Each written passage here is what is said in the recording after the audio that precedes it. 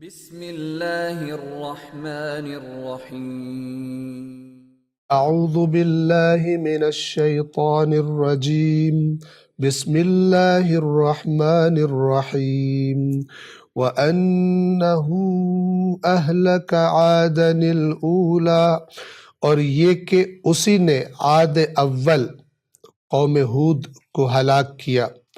وَثَمُودَ فَمَا أَبْقَى، اور ثمود کو تو کسی کو باقی نہ چھوڑا۔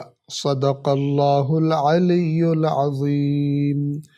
آیت نمبر 50 کے الفاظ کے معانی کی طرف توجہ فرمائیں۔ پہلا حرف ہے واو یعنی اور، انہو یہ کہ یقیناً، اس سے پہلے ہم ترجمہ کرتے آئے یہ کہ یقیناً وہ، ہو یعنی وہ، یہاں پر چونکہ اس کے بعد فعل آ رہا ہے اور وہ ہوا موجود نہیں ہے تو یہاں پر ہو کا ترجمہ ہوگا اسی نے، اور یہ کہ اسی نے اہلکا ہلاک کیا، ہلاک کر دیا۔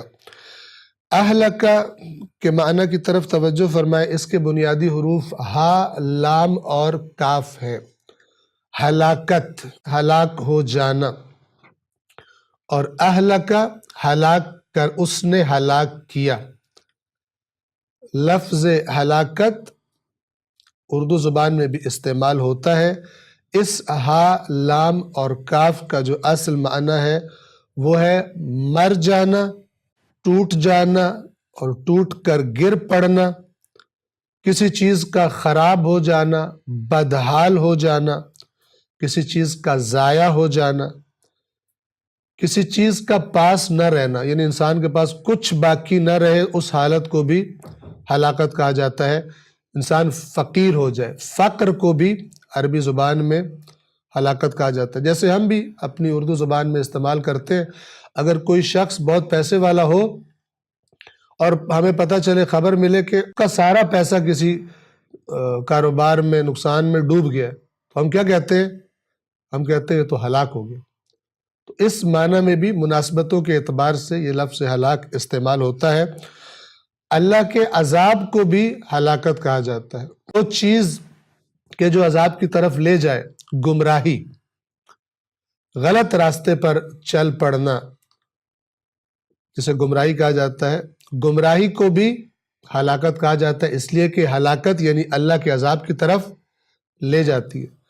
دنیا میں عزت اور اقتدار کی طرف جانے کے لیے کچھ خاص قوانین ہیں، جو قومیں ان پر چلتی ہیں وہ دنیا میں عزت اور اقتدار حاصل کر لیتی ہیں۔ جو قومیں ان کو چھوڑ دیتی ہیں، چاہے مسلمان ہو چاہے کافر ہو، کوئی بھی قوم ہو، فرق نہیں پڑتا، جو ان راستوں کو چھوڑ دیتی ہیں وہ ذلت اور رسوائی کا شکار ہو جاتی ہیں۔ اللہ تبارک و تعالیٰ نے قرآن میں بنی اسرائیل کے بارے میں فرمایا کہ یاد کرو کہ ہم نے تمہیں عالمین پر فضیلت بخشی تھی، یعنی جس زمانے میں تم تھے تمام عالمین پر تمہیں فضیلت بخشی تھی۔ اور چند آیات آگے جا کر فرمایا ضربت علیہم الذلۃ والمسکنہ، ذلت اور ناداری، بھوک، مفلسی ان پر دے ماری گئی۔ کیوں؟ خدا کے نافرمان تھے۔ تو قوانین مشخص ہے کچھ۔ اگر کوئی قوم اللہ کے بنائے ہوئے قانون سے ہٹ جائے تو اس کا دنیا میں مقدر ذلت اور رسوائی بن جاتا ہے، اور آخرت میں نتیجہ واضح ہے۔ تو ہلاکت گمراہی کو بھی کہتے ہیں، کیونکہ گمراہی ہلاکت کی طرف لے جاتی ہے، دنیا میں ذلت اور رسوائی کی طرف، اور آخرت میں اللہ کے عذاب کی طرف۔ کہ البتہ دنیا میں ذلیل اور رسوا ہو جانا یہ بھی خداوند عالم کے عذاب کی ایک شکل ہے۔ اللہ کے عذاب کی بہت ساری شکلیں ہیں، جیسے ایک شکل جو قرآن نے بیان کی ہے وہ فرقہ واریت ہے، کہ اللہ نے فرمایا کہ خدا اس بات پر قادر ہے کہ سروں کے اوپر سے تم پر عذاب بھیجے، یا تمہارے پیروں کے نیچے سے عذاب آ جائے، یا تمہیں گروہوں میں بانٹ دے اور ایک دوسرے کا مزہ چکھائے۔ جیسا کہ آج کل ہم مسلمان شیعہ، سنی وغیرہ وغیرہ وغیرہ فرقوں کو گننا بھی مشکل ہے۔ شیعوں کے اندر کتنے فرقے بن گئے، اہل سنت کے اندر کتنے فرقے بن گئے، سارے خوش ہیں کہ ہم ہی صحیح فرقہ ہے، سارے آپس میں لڑ رہے ہیں۔ اور امت کی حالت دنیا میں کیا ہو چکی ہے؟ کوئی بھی غور کرنے کو تیار نہیں ہے کہ اس کے اصل اسباب کیا ہے، اور واپس قرآن کی طرف لوٹنے کو تیار نہیں ہے۔ تعلیمات قرآن معاشرے میں دکھائی نہیں دیتی، اگرچہ نام قرآن معاشرے میں بہت زیادہ دکھائی دیتا ہے۔ تو اللہ کے عذاب کی بہت ساری شکلیں ہیں، تو پس ہلاکت عذاب کو بھی کہا جاتا ہے۔ اہلک، اس نے ہلاک کر دیا یا اس نے ہلاک کیا، عذاب بھیج کر۔ کس کو ہلاک کیا؟ سب سے پہلے یہاں پر جس قوم کا تذکرہ ہے، عادن، قوم عاد، الاولا، عادن الاولا، پہلی عاد، عاد اول، اولا مؤنث ہے اول کا، اول یعنی پہلا، الاولا یعنی پہلی۔ پہلی قوم عاد کیوں کہا گیا؟ توجہ فرمائیں، جو مشہور و معروف قوم عاد ہے، ان کی دو نسلیں تھیں۔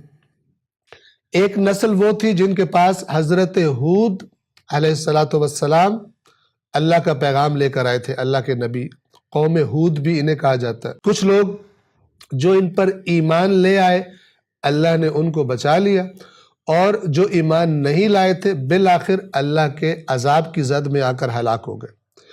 تو وہ جو بچ گئے تھے وہ قوم عاد کی دوسری نسل تھی۔ عذاب کس پر آیا تھا؟ پہلی نسل پر، لہٰذا یہاں پر اس کی طرف اشارہ ہے، وَأَنَّهُ أَهْلَكَ عَادًا الْأُولَى، اور یہ کہ اس نے یعنی اللہ تبارک و تعالی نے ہلاک کر دیا عاد اول کو، پہلی عاد کو، یعنی عاد کی پہلی نسل کو، کہ جن کی طرف حضرت ہود علیہ السلام آئے تھے۔ آیت نمبر 51 کے الفاظ کے معانی آئندہ درس میں بیان کریں گے۔ والسلام علیکم ورحمۃ اللہ وبرکاتہ۔